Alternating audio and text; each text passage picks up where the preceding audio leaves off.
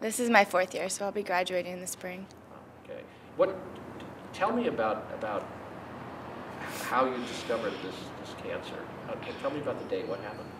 Well, okay, so right after finals finished in May, and I was moving out of here actually, my stomach just started hurting. I felt like kind of bloated all the time, which was really unusual, especially since I'm so active most of the time.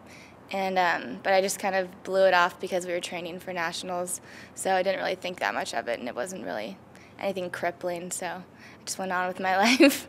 And once we got to New Jersey and we're competing, it started hurting a little bit more. And I told my parents about it, and they were like, okay, we'll deal with it when you get home, since we couldn't do anything then. So then when I got back on June 1st, I went to the trainer that week to check in and just tell her what was going on, and she didn't really have an idea, so they sent me to the health center here. And that doctor just ordered a blood test and found that my white cells were really high. So he was like, well, you should go to the ER or go to your doctor at home, since I'm from San Francisco. So I had my mom and my aunt pick me up here, and we went to the ER, and no one really knew what was going on at first, just that my stomach was bloated and I was uncomfortable. So we had some ultrasounds done and CAT scans, and it was a long day. That was a Friday night, and they decided to admit me because they didn't really know what was going on still, and my white blood cell count was so high.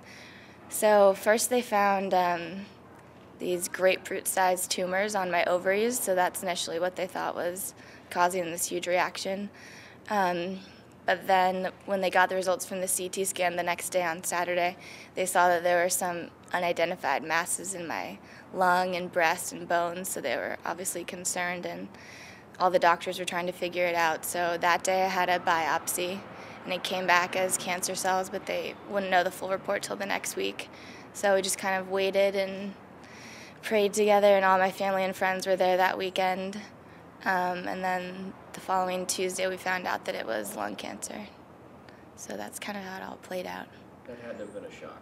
Yeah, it was a huge shock. I mean, first I thought that they were just going to remove my ovaries with these huge cysts, but then it turned out to be something even more scary and harder to deal with. So I actually received chemo the next day, that Wednesday.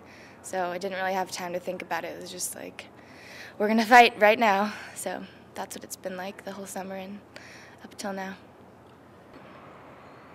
As being an active and healthy person, I really had an advantage. So I receive treatment every 3 weeks, and it's a combination of 4 different drugs: Avastin, cisplatin, Alimta, and Zometa. And a couple of them are chemotherapy, which means they affect all the fast-growing cells in your body. And then Avastin is a targeted treatment, so it only affects cancer tumors. So usually the targeted drugs don't make you feel as worse, but the actual chemotherapy drugs will affect your whole body. Kind of the effects I've seen is just an overall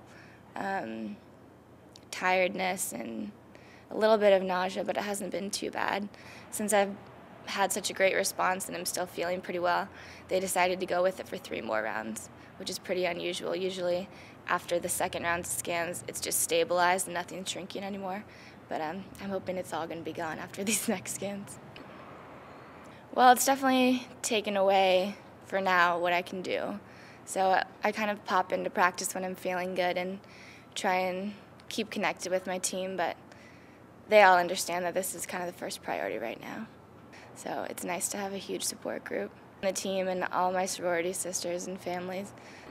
I'd say I'm a pretty positive person, but I mean, when you're faced with the challenge, I think I learned this a lot through athletics, that you just have to take it head on and be as strong as you can, and you'll just get stronger working through it. So that's kind of been my philosophy through this, and it's working so far, so I'm going to stick with it.